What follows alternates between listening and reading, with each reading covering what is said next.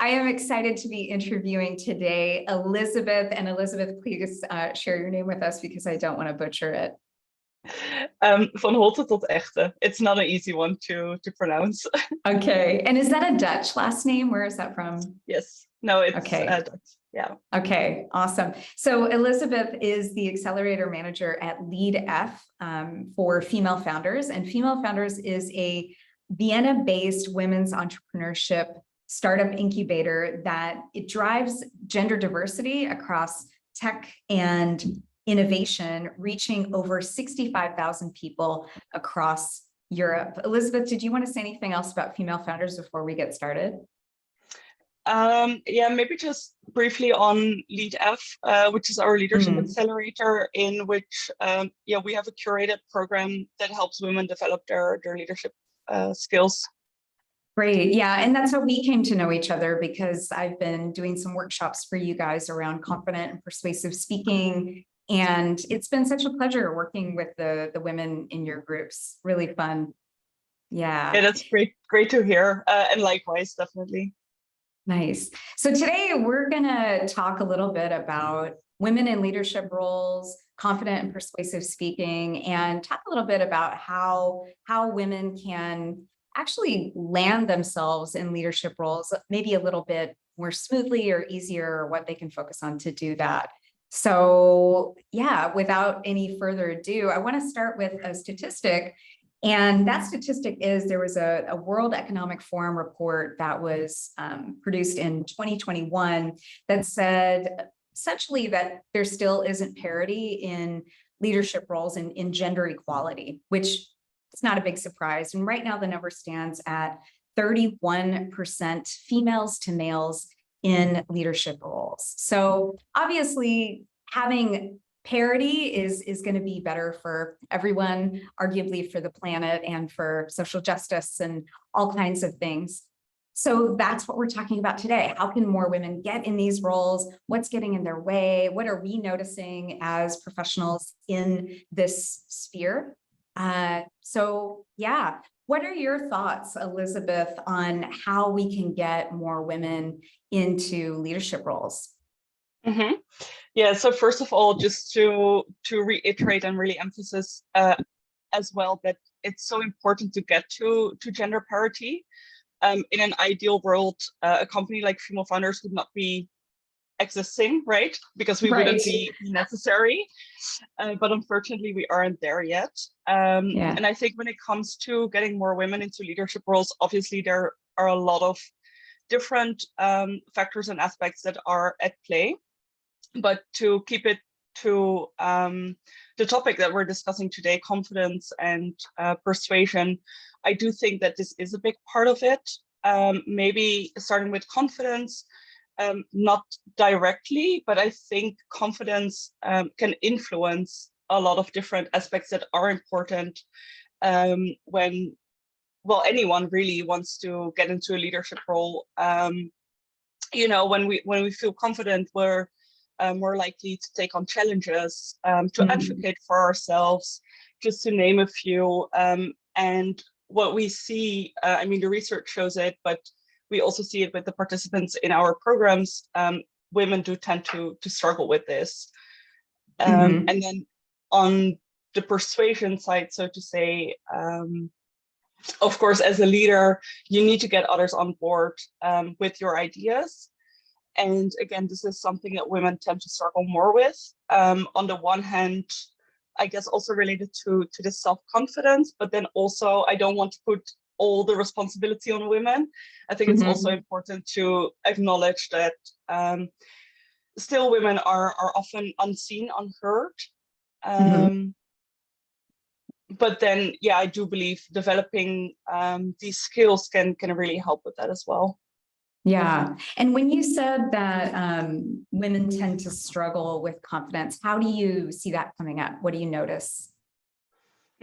So we always have an onboarding call with our participants, and then we ask them what are the challenges with regards to leadership that you're experiencing. And then we have a diverse group of women who have just transitioned into their first leadership role, and then others that are actually or have been in leadership roles for a couple of years already.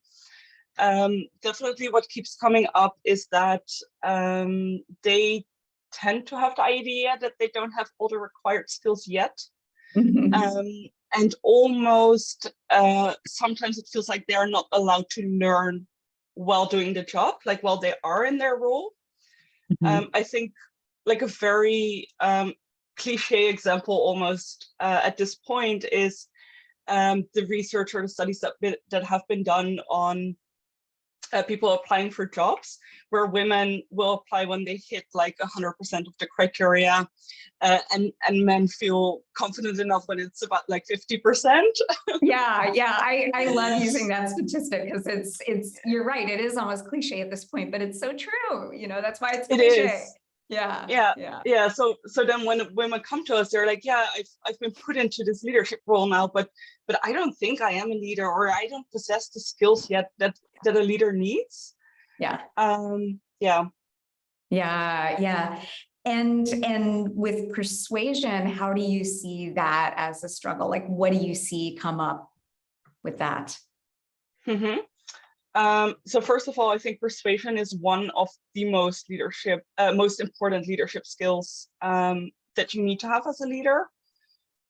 Especially, I mean, we're very active in the startup world, even though we also have women coming in from corporate companies. But I mean, the startup world being such a volatile environment, right? Lots of changes.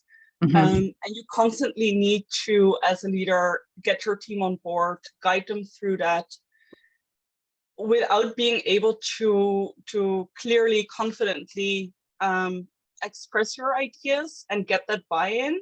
It's going to be very hard, I think, to lead your team. And then what we see in terms of the challenges that come with persuasion, again, like I said, women are still not always taken seriously, not always heard, especially in male-dominated work contexts, I would say, where they are outnumbered on the one hand, and then also, my mind's going blank now for a second. What's the point that I wanted to make? You're talking about women not being taken seriously, not being heard. Yes, thank you. And yeah. And I think, what we get back as feedback from our participants is that it makes them feel insecure. It makes it harder for them to speak up and to actually, propose new ideas, etc. And then also they often lack the tools or the frameworks to do it in a manner that makes it easier for them. Which I think also, like the framework you teach our participants, I really love it, and participants love it too, because it helps them to kind of structure what they want to say, and then get that buy-in easier. Yeah, for sure. And I've seen it a lot with my one-on-one clients, but also the women that go through my programs, is that a lot of times they'll share with me, oh, yeah, I was on this Zoom call with my team, and there's like a host of problems. And really, at the end of the day, it's poor leadership skills on the other side, but it's that leader is not, they're not asking for the feedback or comments from the whole team, right? So they're allowing one or two people to really dominate the conversation. When people do try to talk, and especially, we're talking about women, so often it's women, when they do try to talk, they get talked over. And in Zoom calls, it's challenging because two people can't talk at the same time. So it becomes this kind of difficult interplay.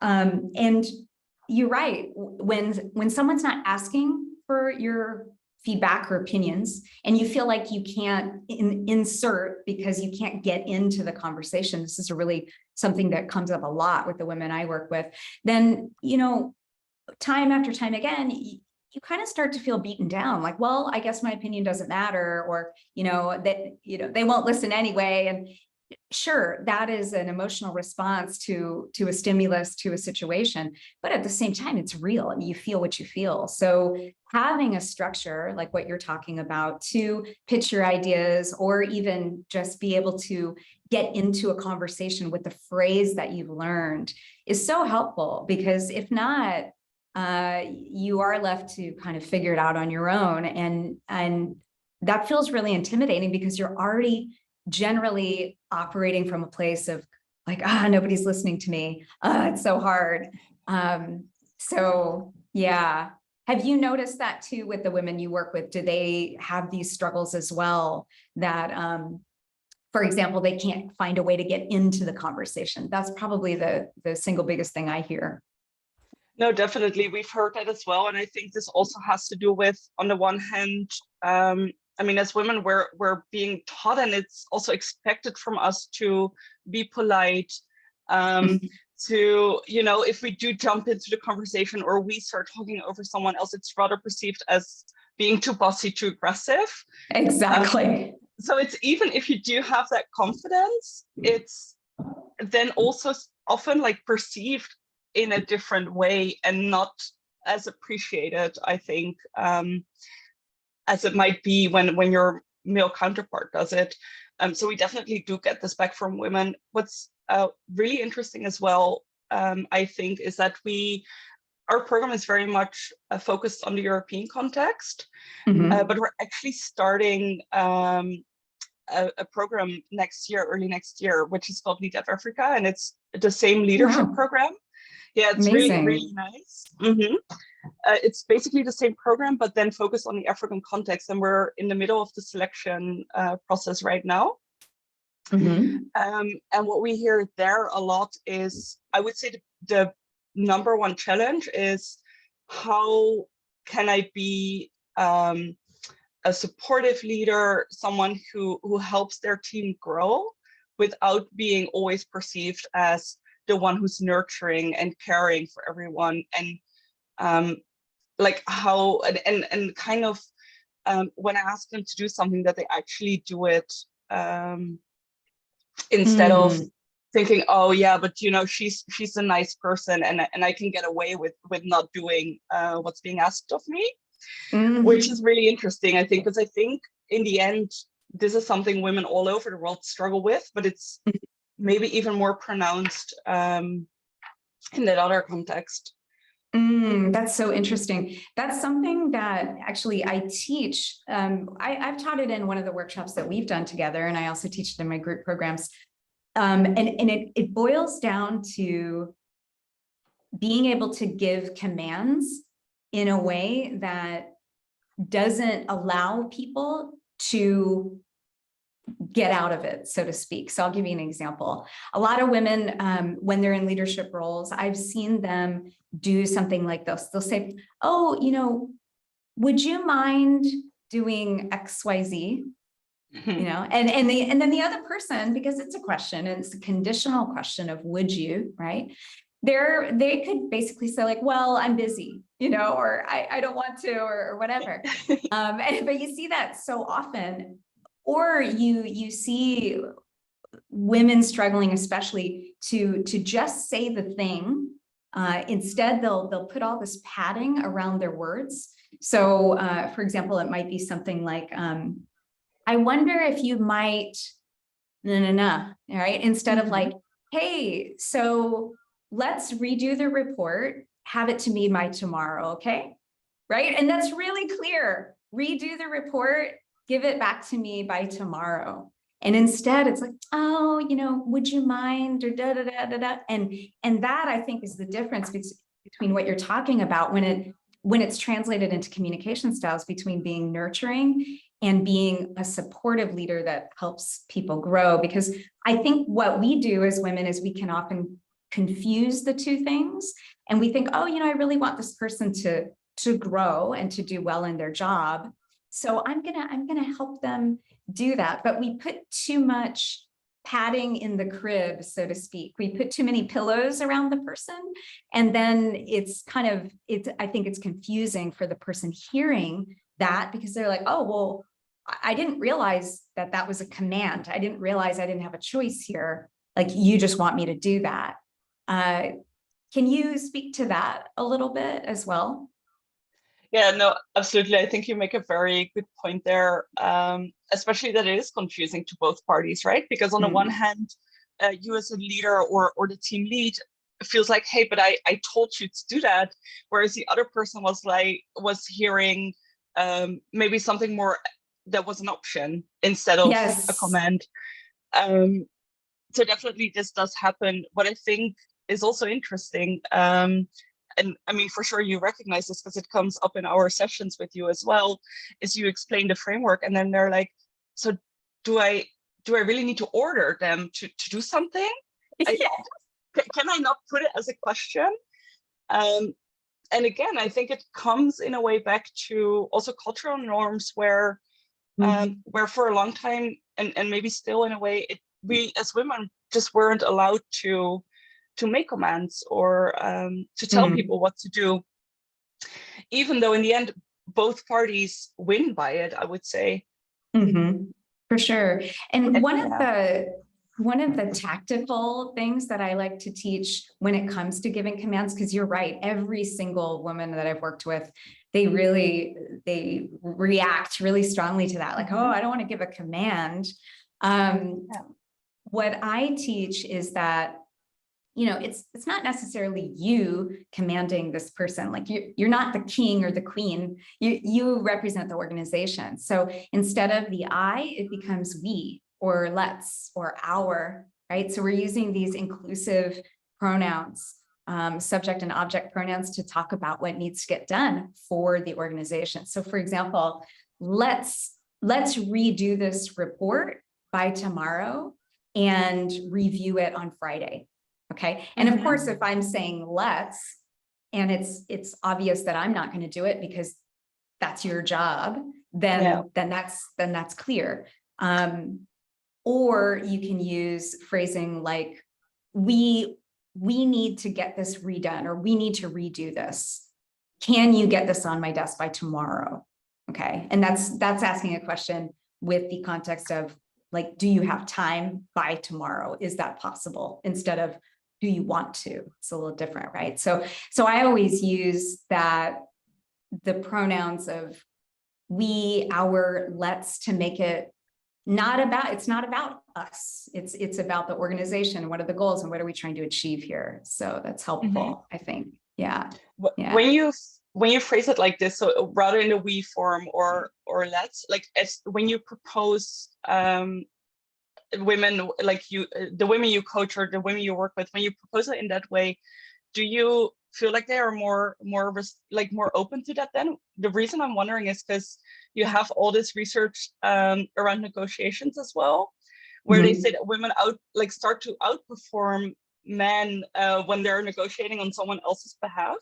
Yes. So curious to know if that's something similar that you see there then.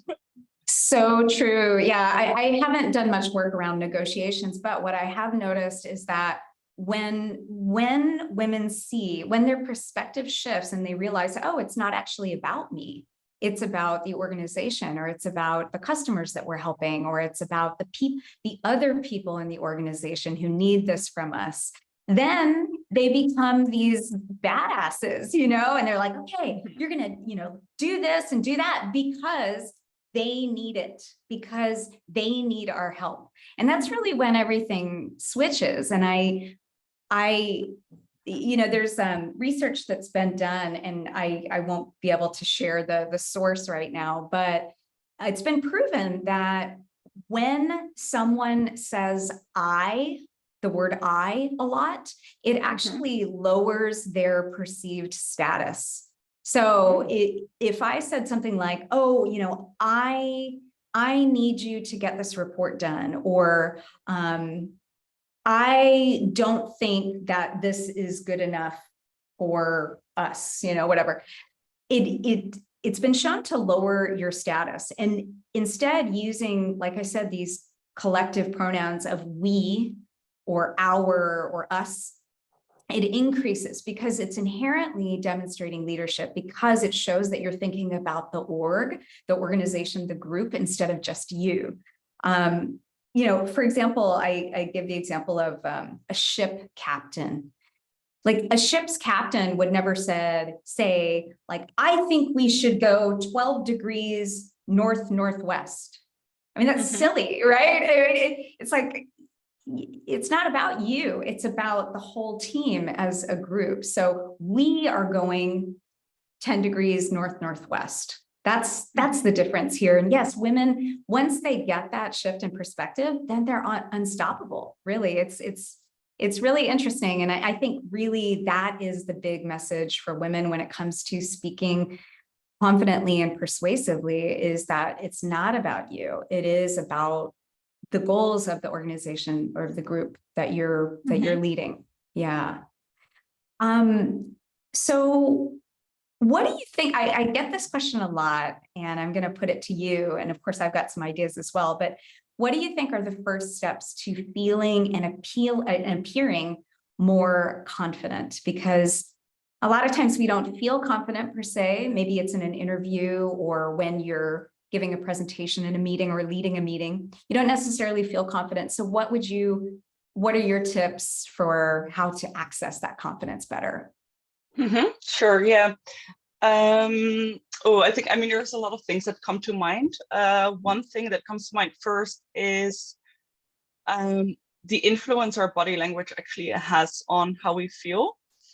So also speaking just from personal experience, I love and hate giving presentations. I dislike them a lot because they make me so nervous at first. Once I'm doing that, I start enjoying it, and especially afterwards as well. One thing I really noticed is when I am very conscious and aware of my body language. So do I actually put both of my feet like on the ground? Do I make sure that my arms aren't crossed, right? That it's like an open open chest, etc. I immediately start feeling more confident as well. What I love about this is I think you can sort of trick yourself and just make sure that your body is showing that you're confident, and you'll start feeling more confident as well. So that's one thing that comes to mind. I think another thing, not so much for appearing, but maybe also building your own confidence a little bit, is actually track all the things that you've achieved. I think another thing or at least I often see with our participants, is that they tend to downplay all the things they actually achieve. And then when you ask them to really think about it and maybe to write it down, maybe, I don't know, do a weekly review where you think back on the past week and realize what you actually got done, right? It becomes easier also to express that within your team or your company. And I think it's very important that we remind ourselves of all the things that we've done well. Yeah. So I would say, for me, these are the two biggest ones. Sorry. Totally. No. It's the Zoom thing. It's the Zoom thing. Yeah. We'll never get used to it. It doesn't matter. As far as tracking what you've achieved, I think that is so important, because really, it's not just it is a little bit more of a woman thing, I would say, but it's also just a human being thing. We look for problems. We are problem solvers. That's what our brain was developed to do, is solve problems. So we always see the problems. We always see what's not done. I do I'm in a coaching group. I am being coached, and one of the first things that we have to do when we meet is, okay, what are the wins that you've had, right? We always lead with the wins, because if we don't, then we're going to jump right into what isn't working. And if you start there, then you're going to feel terrible. So yeah, it's a great idea to write down, like, hey, these are the things I've accomplished. If you need to add numbers to, give it some weight or proof, then do that. One of the things I do, and it's a question actually that I ask in our workshops as well, getting women to use certain formulas and strategies, is what's an accomplishment you're proud of? And what I've found time and time and again is that when women are answering that question, they they tend to be very soft on what that thing is. Like, they almost go like, oh, you know, I'm proud of that. You know, it's like an afterthought. And then it's like, no, tell me. So it takes a lot of coaching to get them to lead with that thing. And once they go through a couple rounds of coaching, you see their whole demeanor change. You see their body language change too, because they start to believe, they start to remember, like, oh yeah, that was amazing. Like, how did I even do that? So, and we have to remind ourselves over and over again, because every day brings its own challenges, and you know, we forget. It's easy to forget what we've accomplished. So definitely. And then the body language thing, what you said about, you know, are your feet firmly planted on the ground? Is your chest open? Are you using confident body language? So true. And one of the things I coach the women I work with to do is to stand up when they are, for example, presenting, or when they're running a meeting, or even when they're in a one-on-one. Like right now, doing this interview with you, I would never do this sitting down. There is no way. I would not feel confident. I wouldn't feel energetic. One of the things about confidence and appearing confident is that you want to appear passionate and enthusiastic. And passion and enthusiasm take a lot of energy. So if your energy is flat, you're not going to seem as confident. So standing up naturally gives you more confidence, because your body's engaged, and you're like literally tenser in your body. Not, well, I don't want to say tenser, you're not stressed, but your muscles are engaged. They are tensed. So standing up is a great trick for finding more confidence when you're not feeling confident. Do you stand up when you present? So usually I do. I actually am sitting at the moment, because I already traveled for the holidays, so I don't have the same equipment as I have at home. But I totally agree on the standing up point that you've mentioned. I think it's super important. Another benefit or side effect, if you will, I noticed from that is that I'm actually way more engaged in the meeting. I don't know, it's when I'm sitting at my desk, it's easy to have a quick look at my inbox, see what message came in on my phone, and for some reason, when I'm doing it standing up, I'm just more in there in a way. But definitely it also does help with confidence. Yeah, it's the same for me too, especially when I'm doing one-on-one coaching, because it's usually an hour block of time. I have to be fully engaged with that person and really responding to everything they're saying and doing. And if I'm sitting down, there's a little piece of my consciousness that's kind of hanging out over here. I'm not sure what that connection is, but I feel it too. I understand what you're talking about. Yeah.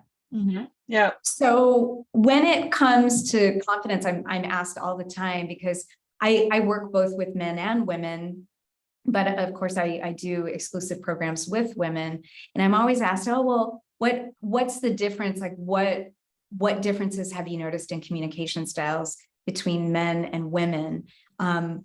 Like, how do men show up with confidence or without confidence compared to women? Wondering if you could speak to that for a minute. So this one is hard to answer, because we work only with women. But I do think, in a way, or at least one of the differences, is that men tend to communicate in a way that takes less into account what others think of them. So I guess this also comes back to this padding and cushioning, like that you mentioned before. I'm thinking if there's another example that I can think of. Can you give us an example of that in particular? Like they care less about what others think. Give me an example of that if you can.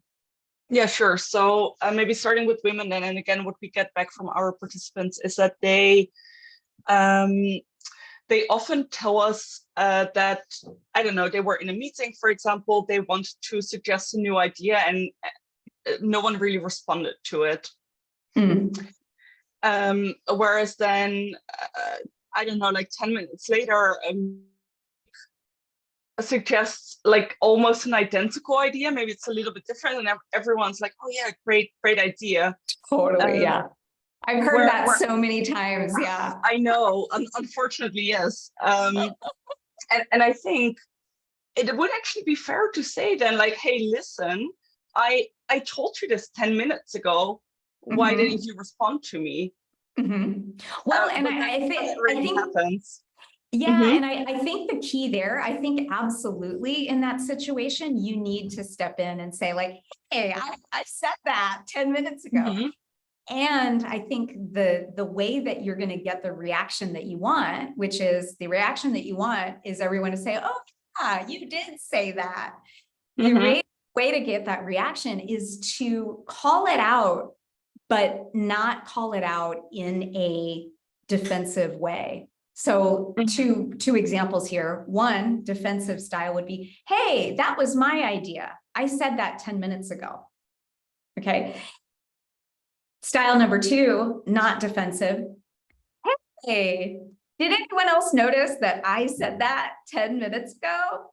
You guys, like that, I said that, right? So you'll notice in that second style, I'm smiling. I'm kind of making a joke out of it, but it's still very, like, I'm making that point, but I'm not being like, hey, that's my idea. It's like, hey, I actually said that. So it is very different, and it takes some awareness in your own communication style to know when you're being defensive or when you want to respond that way, because it's natural if someone kind of takes something that you offered. So I think there's a real opportunity to show up with a little levity and a little humor to diffuse what could otherwise be a kind of a tricky situation. But yeah, I've heard that so many times from so many people, and I don't necessarily think it's on purpose. I don't think the guy was like, oh, I'm going to take that idea. I just think when there's a lot of people speaking at once, I think we lose track of who said what. But as you said, I totally agree. It's important to claim that you actually said that, like put it in the record. Yeah, I think it's important. Yeah. And yeah, you had a couple more points, I think, but we went deep into that one. What other points did you have? Yeah, so let me think for a second. Yeah, definitely. It's more complicated because you do only work with women. Yes, yeah. We don't have any men in our program, so I'm just trying to earphones falling out. Just trying to think back on what participants have told us. Yeah, I think we also discussed it already in this conversation as well. But again, downplaying achievements. So, for example, when they have their yearly performance review coming up, and I actually don't know if this is the case in many organizations. It definitely is for us, but there's a standard set of questions. And in any case, I think it's always important to clearly express, okay, what achievements have you actually accomplished over the past year? And then, yeah, so often they also tell us, like, I don't know how to communicate this without being perceived as being arrogant. How do I sort of find that fine balance between showing what I've done and not being seen as someone who's arrogant. And I guess that is then also, this is a bit of an assumption, again, because I don't have these conversations with men that often, but I suppose there is a difference between men and women here then as well. Yeah, I think there is. I don't think that I could speak really clearly to the mechanics of language and how men speak compared to women in those situations. But I would agree that I think it's easier for men to say, hey, over the last year, I did this. And of course, there's this bias that men necessarily wouldn't necessarily be perceived as arrogant. They would be perceived as confident, right? This is it's Mm-hmm. well known, right? So for women, what I coach them to do is, again, it comes down to the mechanics of the language. It comes down to not using as many I statements, but balancing between we and I statements. So for example, be something like, I'm proud that last year, I led a team and we were able to do X, Y, Z, insert numbers that support the statement. And that's why I'm really proud of what we were able to accomplish. So you're balancing it, right? Because a friend of mine said this to me one time, and I really love this statement. He's a leader. At the time, he was head of people at a Google X company. So he knows what he's talking about. And he said, very little work gets done alone. And I thought, oh, that's such a great statement, because I think there's a tendency, especially for women, because in a way, we're trying to battle our way up, like, I want more, and it's so hard. And so we're trying to find ways to kind of like exude more power and more confidence, but we don't want to overdo it, because then it looks like we're trying too hard, right? So the strategy here, because very little work gets done alone, the strategy is to balance we and I, because sure, you led the team and the team accomplished this, right? So you could say things like, yeah, I led a team of 25 people, and we had a budget of 2 million, blah, blah, blah. And we were able to accomplish X, Y, Z within this time frame. And, because of that, this happened, right? So you're giving kudos, you're giving congratulations to the team, but you're also acknowledging, like, yeah, I ran that team. And it's almost that lack of need to say how much you did that makes you appear more confident, makes you appear more like a leader, because you're giving a lot of that to the team that you worked with. So that's one way I talk to women about that. What do you think about that? Yeah, I think it makes a lot of sense. I mean, in the end, probably you can have a good team, but if they don't have a good leader, it's questionable whether they will achieve the results, right? But at the same time, you can be an amazing leader if you don't have the team, or you can't get the team to do what they need to do. You're also not achieving anything. So I do think it's also just very fair to acknowledge that, and then also use that to communicate it, or to express these achievements. Maybe one thing that I'd also be interested in to get your opinion on, because this is also a question that we quite often get, is, okay, so now I've managed to express my achievements or what I've done.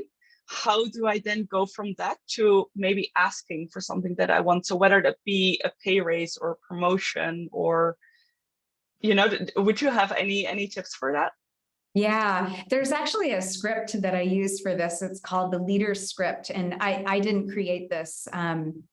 I'll put a link when we do the article. I'd have to go back and research, but it's this incredible communications coach that I follow. And the leader script it's essentially a script that you can use in a lot of situations, but especially when you are trying to ask for something that might otherwise feel like a little, difficult for you to do. So essentially what it is you're making a statement, like a key statement. You're supporting that statement with 3 pieces of evidence, and then you're repeating the statement. So for example, it might be something like, hey, I want to talk about my salary for next year. Now and I'm on the spot, so it's going to sound terrible. I want to talk about my salary for next year. I see that I have gone beyond expectations in many ways this year. For example, A, B, C, insert numbers, right? That helps. And that's why I believe that I should get a 10% raise. Okay. So it's literally like you're creating that really clear statement of like, hey, this is what I see, right? Which is really helpful because they may not see it like that, but hey, this is what I see. 1, 2, 3, give evidence, always give evidence. And I like to say really include numbers, especially when you're talking to men, because men love numbers. And then at the end, restate what your point was. So I see that I've overachieved expectations, and then make that call to action, make that ask. And of course, this goes without saying, well, it doesn't go without saying, you really need to be clear on what you want. Like, do you want a 5% raise? Do you want a 10% raise? Do you want a certain dollar amount? Do you want a different title? That's got to be really clear, because if you're clear, I mean, and this goes with any relationship. It's not just your relationship with your boss. It could also be your relationship with your partner, right? Like, hey, I want you to start doing the dishes, like say, but we have to be clear about what we want, and we have to be willing to say it, because if we don't say it, we're never going to get what we want.